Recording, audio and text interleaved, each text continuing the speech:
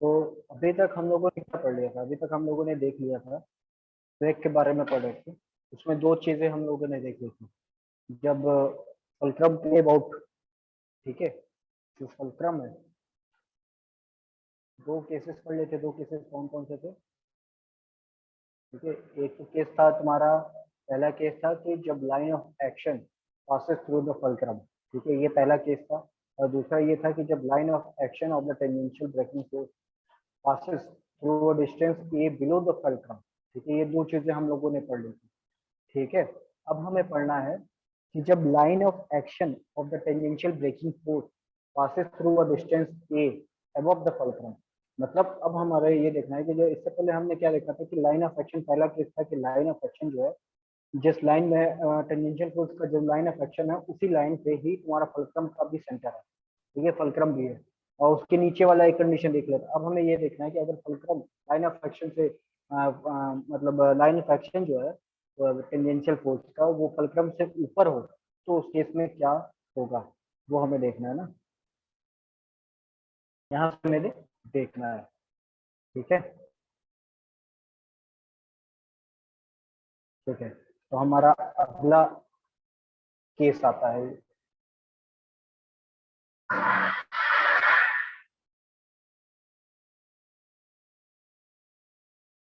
इसको सब कुछ सही रहेगा, सब कुछ फिगर बना ही हुआ है। ठीक है, सब कुछ वही रहेगा। बस यहाँ पे क्या है, अब यहाँ पे देखो,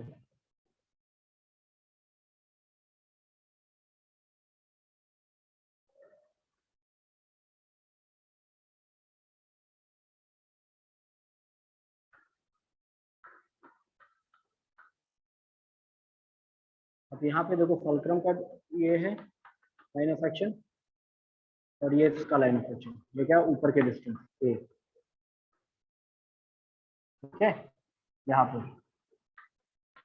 ठीक है, ये एफ टी लग रहा है, आर एन इधर, यहाँ वही सारे फोर्सेस लगेंगे। ठीक है, बाकी सारी चीजें सेम है। ठीक है, अब यहाँ से फिर जब तुम फुलक्रम के अबाउट मोमेंट निकालोगे तो क्या निकल के आएगा?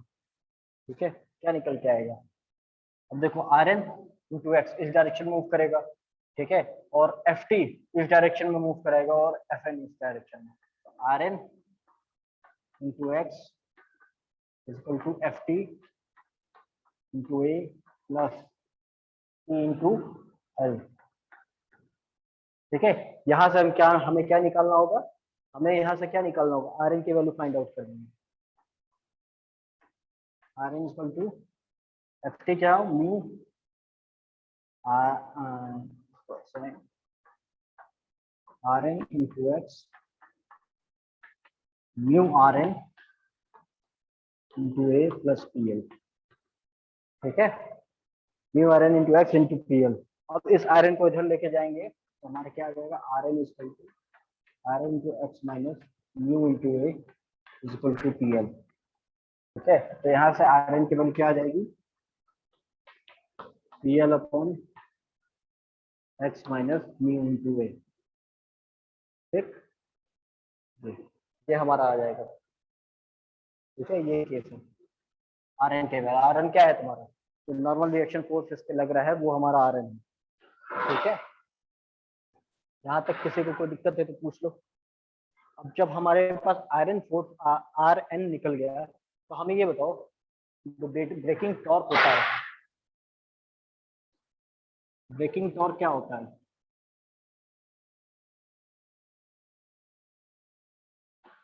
Equal to F T into R, radius of wing, और एफ टी क्या है? Mu into R N.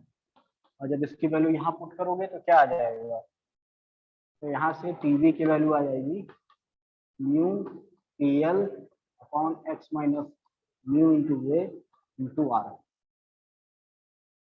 ये हमारा क्या है? Braking torque.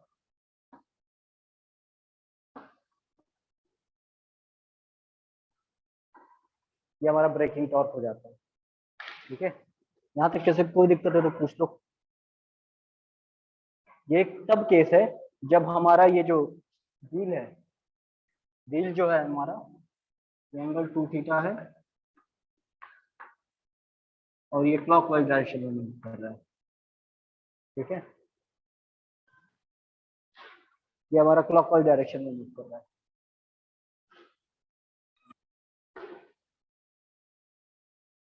यहाँ तक किसी कोई दिक्कत है तो पूछ लो।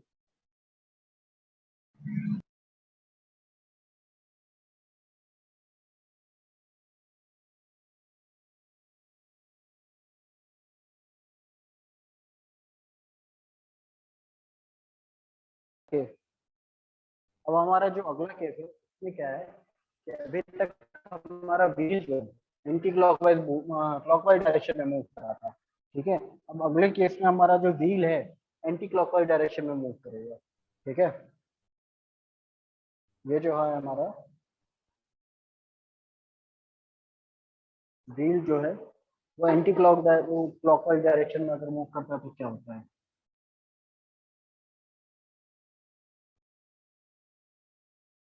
तो एफ टी किधर लगेगा, इस डायरेक्शन में। आर एन तो ऊपर ही लगेगा, बाकी सारी चीजें सेम होंगी। ठीक, अब यहाँ से फिर हम मूवमेंट निकालेंगे, क्योंकि मूवमेंट अबाउट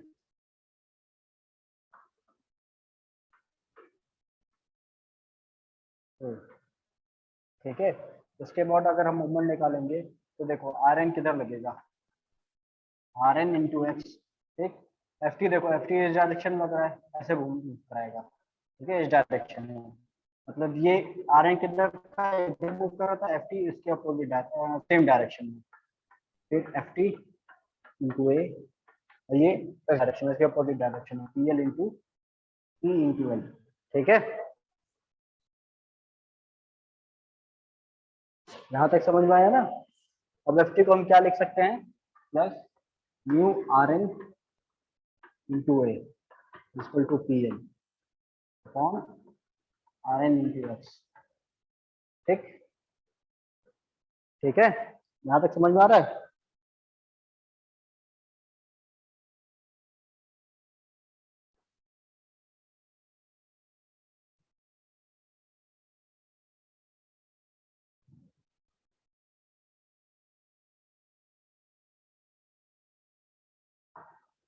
ठीक है, तो यहाँ से आर एन अगर कॉमन ले लो,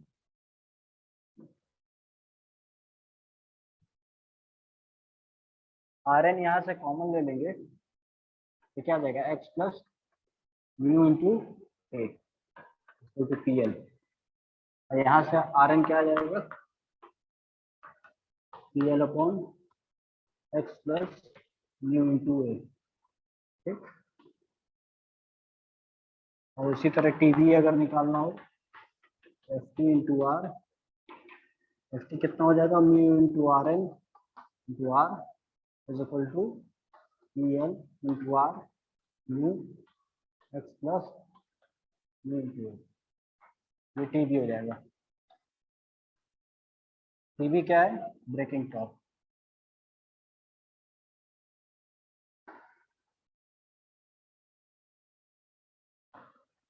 ठीक है, ये देख लो, ये दोनों सिचुएशन निकल गए हमारा, जब एंटी क्लॉकवाइज और जब दूसरा क्लॉकवाइज डायरेक्शन में मूव कर रहा हो, दोनों के केस। ठीक है, यहाँ तक ये निकल गया।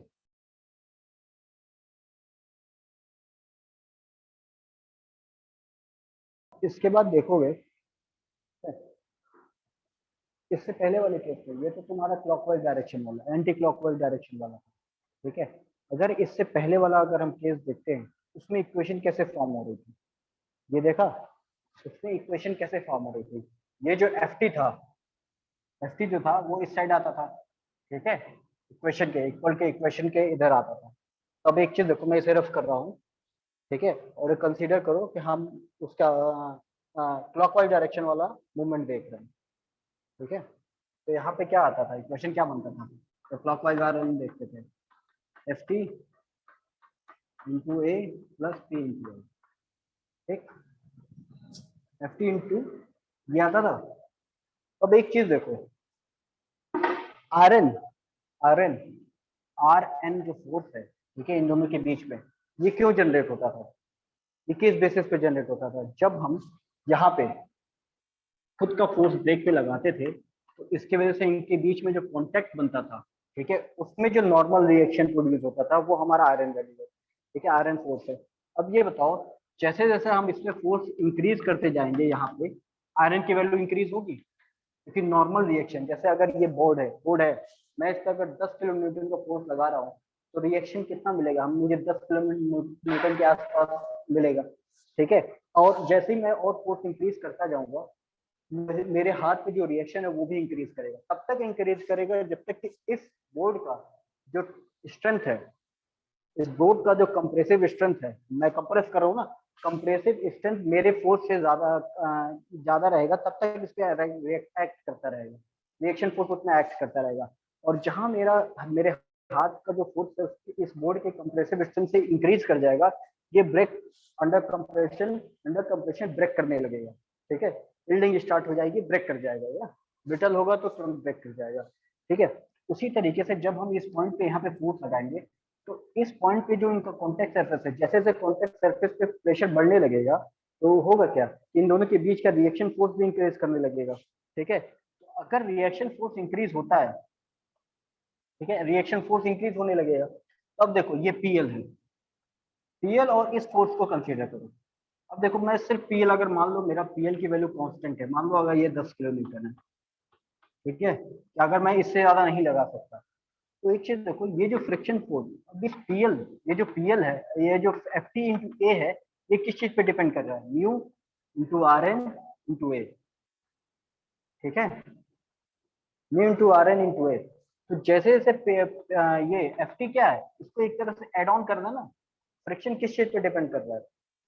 फ्रिक्शन किस चीज पे डिपेंड कर रहा है? फ्रिक्शन फोर्स जो है ब्रेकिंग को वो कर रहा है ना, ब्रेकिंग को, और ये एड ऑन कर रहा है, ठीक है, ठीक है। जो एड ऑन करते हैं मतलब ये सपोर्ट कर रहा है। जैसे अगर हमें मान लो 10 किलोमीटर, अगर हमें किसी गाड़ी को ब्रेक लगाने के लिए, ठीक है, मान लो 20 किलोमीटर का फोर्स है, ठीक है, हम क्या कर रहे हैं, 10 किलोमीटर तो खुद से लगा रहे हैं, लेकिन 10 किलोमीटर क्या कर रहा है, ये एडिशन, देखो एडिशन, अगर माइनस होता तो नहीं करता, ये क्या करता है, बाकी 10 किलोमीटर हमें ये खुद निकाल देता है, ठीक है। क्यों निकलता है? क्योंकि जब हम इस पे जो ऐसे सिचुएशन में, जब ये एंटी क्लॉकवाइज डायरेक्शन मूव कर रहा होता है, तो इस पे ये एड ऑन हो जाता है, ठीक है। हमारे लगाने की वजह से मूवमेंट इस तरीके से जनरेट होता है कि ये इस प्रेशर को और इसकी ओर प्रेस करने लगता है, कंप्रेस करने लगता है, जिससे फ्रिक्शन इंक्रीज हो जाता है, क्योंकि फ्रिक्शन इक्वल टू क्या होता है, mu into R N, mu into R N की वैल्यू इंक्रीज करने लगती है, जिससे कि फ्रिक्शन फोर्स इंक्रीज कर जाता है और ब्रेकिंग और अच्छे से होने लगती है, ठीक है। अगर वही सोच लो, अगर ये माइनस होता है, ठीक है, या P L minus F T into A, जो सेकंड केस में है, ये होता P L minus F T into A, तो ये होता कि जितना भी हम फोर्स लगाते उसका एक कंपोनेंट फोर्स, जैसे एक अगर मोमेंट इसको इस तरफ धकेल रहा होता, इसको टच करने मतलब कांटेक्ट बनाए रखने के लिए फोर्स करता, तो दूसरा क्या करता, क्या उसके कांटेक्ट को हटाने के लिए, सेपरेट करने के लिए फोर्स लगाता, जिससे कि हमारा नेट इस पे जो फोर्स लगता वो बहुत कम लगता, ठीक है। जिससे कि अगर फोर्स कम लगेगा तो उन दोनों के बीच का जो कांटेक्ट है, कांटेक्ट बहुत मतलब फोर्स उन दोनों के बीच के कांटेक्ट जो कम हो जाने की वजह से रिएक्शन फोर्स जो जनरेट होगा आर एन की वैल्यू वो कम होगी, और उसी वजह से फ्रिक्शन कम हो जाएगा, ठीक है। और फ्रिक्शन कम होगा तो हमें ब्रेकिंग जो हमारी उतनी अच्छी उसकी कैपेसिटी नहीं रह जाएगी। लेकिन इस केस में सिंस कि ये दोनों के दोनों एक दूसरे को ऐड कर रहे हैं, ठीक है, सपोर्ट कर रहे हैं उस रिएक्शन को और ज्यादा स्ट्रॉन्ग बनाने के लिए, तो ऐसे सिचुएशन में जहाँ पे ये हमारा खुद के द्वारा फोर्स लगाने के बावजूद जो दूसरा फ्रिक्शन फोर्स है वो भी उस पर एड ऑन होने लगता है, ठीक है, वो भी सपोर्ट करता है ब्रेकिंग को, वो उस केस में हम क्या कहते हैं उसको, self braking self self energizing brake कहते हैं, ठीक है। उसको हम कहते हैं सेल्फ एनर्जाइजिंग ब्रेक। ऐसे ब्रेक को हम क्या कहते हैं, सेल्फ एनर्जाइजिंग ब्रेक, ठीक है। when the friction force is great enough to apply the brake with no external force, और कभी कभी ऐसा होता है कि हमारा जो उन दोनों बॉडी के बीच का जो फ्रिक्शन फोर्स है वो इतना ज्यादा होता है कि हमें अगर हम उस पर फोर्स लगाए भी नहीं, ठीक है, हम जो एक्सटर्नल फोर्स लगाते हैं वो अगर हम लगाए भी नहीं तभी वो मूवमेंट को रोक सकता है। तो ऐसे सिचुएशन को हम कहते हैं सेल्फ लॉकिंग ब्रेक। ऐसे ऐसे ब्रेक को हम कहते हैं सेल्फ लॉकिंग, और उसकी कंडीशन ये है कि एक्स की वैल्यू ग्रेटर देन और equal to V into A होनी चाहिए। एक्स है हमारा यहाँ पे, उसकी value greater than less than और equal to mu into A, ये कंडीशन है, ठीक है। Condition for condition for brake to B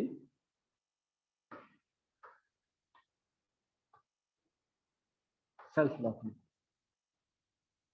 condition for brake to be self locking के लिए ये हमारा कंडीशन है, एक्स की वैल्यू जो होनी चाहिए लेस देन और इक्वल टू म्यू इनटू ए होनी चाहिए, ठीक है।